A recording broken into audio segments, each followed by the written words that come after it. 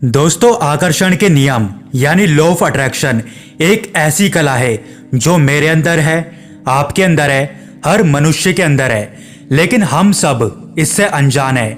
वास्तव में जैसा आप सोचते हो वैसा ही आपके साथ में होता है, लेकिन कैसे? क्या आपने कभी सोचा है कि क्यों हमारे काम बनते बनते बिगड़ जाते हैं? क्यों हम अपने कामों में सफल नहीं हो पाते? क्यों हम हमेशा दुखी रहते हैं? तो आइए इसे जानते हैं सिर्फ एक छोटी सी कहानी से। और कहानी के अंत में हम ये भी जानेंगे कि भगवान गौतम बुद्ध ने इस बारे में क्या बताया है। एक व्यक्ति अपने जीवन से बहुत परेशान था क्योंकि उसका कोई भी काम नहीं बनता था। सारे काम बिगड़ जाते थे, सफलता उससे कोसों दूर थी। वो कुछ भी काम करता उसे उसमें सफलता ही नहीं मिलती थी। इसलिए उसके घर में हमेशा अशांति और कलेश ही भरा रहता। उसे एक मंत्र की जरूरत थी जो उसके सारे दुखों को खत्म कर दे। वो इसके लिए कई महात्माओं और ज्ञानियों के पास गया। उन सब ने उसे कई मंत्र दिए जिससे उसके जीवन में शांति आ सके, लेकिन उनमें से कोई भी मंत्र उसके काम नहीं आया। कुछ दिनों बाद उसने एक गुरु के बारे में सुना कि इसी गांव में एक गुरु रहते हैं जो सभी के दुखों का निवारण कर देते हैं। उसने सोचा कि क्यों ना उन गुरु के पास जाकर कोई ऐसा मंत्र लिया जाए जिससे मेरे सारे दुख दूर हो जाएं। और वो उन गुरु को ढूंढते हुए एक जंगल में पहुंच गया। वहां उसे एक आश्रम दिखा और उसी आश्रम के अंदर वो गुरु थे। वो गुरु के पास जाके बोला कि गुरुदेव, मैं बहुत दुखी हूँ, मैं बहुत परेशान हूँ, कृपया आप मेरे सारे दुखों को हल लें। वो गुरु मुस्कुराए और बोले कि इस दुनिया में तो सब एक से बढ़ के एक दुखी है। तुम मुझे ये बताओ कि तुम कितने बड़े दुखी हो। उस व्यक्ति ने कहा कि मैं सबसे ज्यादा दुखी हूं। गुरु ने कहा कि तुम मुझसे क्या चाहते हो? उस व्यक्ति ने कहा कि गुरुदेव, मैं एक ऐसा मंत्र चाहता हूं जिसे पढ़ते ही मेरी सारी परेशानियां दूर हो जाए। उन गुरु ने कहा कि कोई भी मंत्र ऐसे नहीं मिलता, उसके लिए कुछ करना पड़ता है। क्या तुम तैयार हो? और जैसा मैं कहूंगा तुम्हें वैसा ही करना होगा। उस व्यक्ति ने कहा, बिल्कुल गुरुदेव, जैसा आप कहेंगे मैं वैसा ही करूंगा।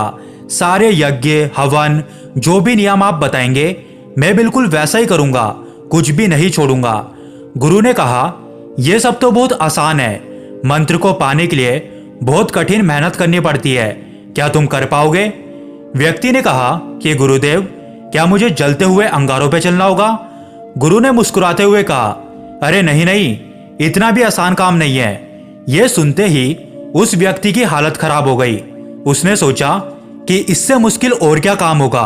फिर गुरु ने कहा, जैसे तुम अपने घर से यहां तक आए हो वैसे यहां से अपने घर तक चले जाना और रास्ते में यह कहते हुए जाना कि मैं बहुत सुखी व्यक्ति हूं, मैं बहुत सुखी हूं।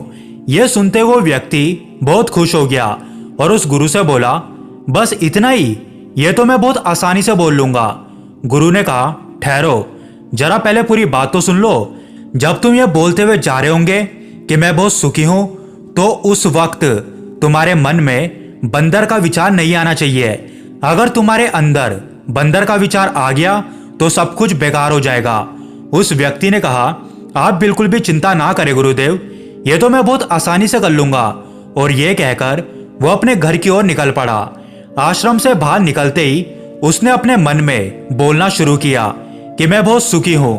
लेकिन जैसे उसने ये बोला उसके मन में बंदर का ख्याल आ गया।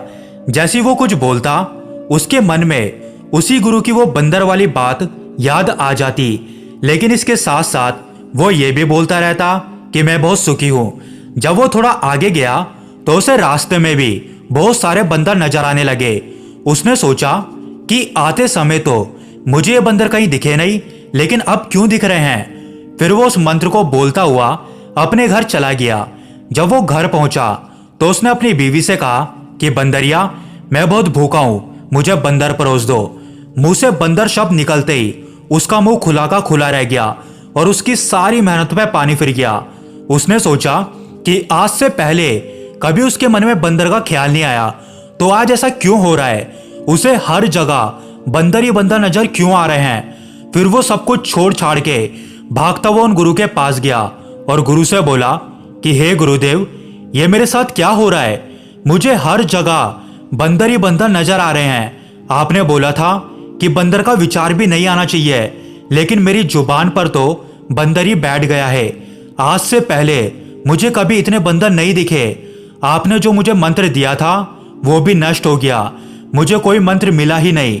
गुरु ने कहा, मंत्र तुम्हें मिल चुका है, बस उसका कैसे उपयोग करना है तुम्हें यह सीखना है। उस व्यक्ति ने कहा कि गुरुदेव, आपने जैसा कहा मैंने तो बिल्कुल भी वैसा नहीं किया, तो मंत्र कैसे काम करेगा? गुरु ने कहा, पहले तुम इस मंत्र को अच्छे से समझ लो, अगर तुम इसे समझ गए तो यह अवश्य काम करेगा। उस व्यक्ति ने कहा, गुरुदेव आप जल्दी से मुझे समझाइए, मैं समझने के लिए तैयार हूं। गुरु ने कहा, मंत्र को समझने के लिए तुम्हें एक बात का ध्यान रखना होगा कि तुम्हारे मन में बंदर का ख्याल नहीं आना चाहिए। गुरु की बात सुनकर वो व्यक्ति गुरु के चरणों में गिर गया और गुरु से बोला कि हे गुरुदेव, मुझे तो आपके पीछे भी बंदर ही दिख रहा है, वो देखिए वो पेड़ पर केला खा रहा है। ये सुनते ही गुरुजी जोर जोर से मुस्कुराने लगे और उस व्यक्ति से बोले कि हमारा मन ही हमारा मंत्र है, हमारे साथ वही होता है जो हमारे मन की गहराइयों में चल रहा होता है। जैसे पहली बार जब यहाँ पर तुम आए थे तो तुम्हें कोई भी बंदर नहीं दिखा, अगर तुम्हें कोई बंदर दिखा भी होगा तो तुम्हारा ध्यान उसकी तरफ नहीं गया, क्योंकि तुम्हारे मन की गहराइयों में बंदर था ही नहीं। लेकिन जब तुम यहाँ से वापस गए तो जो तुम्हारे मन की गहराइयों में होना चाहिए था कि मैं बहुत सुखी हूं, वो तो तुम्हारी जुबान पर था, लेकिन असल में तुम्हारे मन की गहराइयों में बंदर था।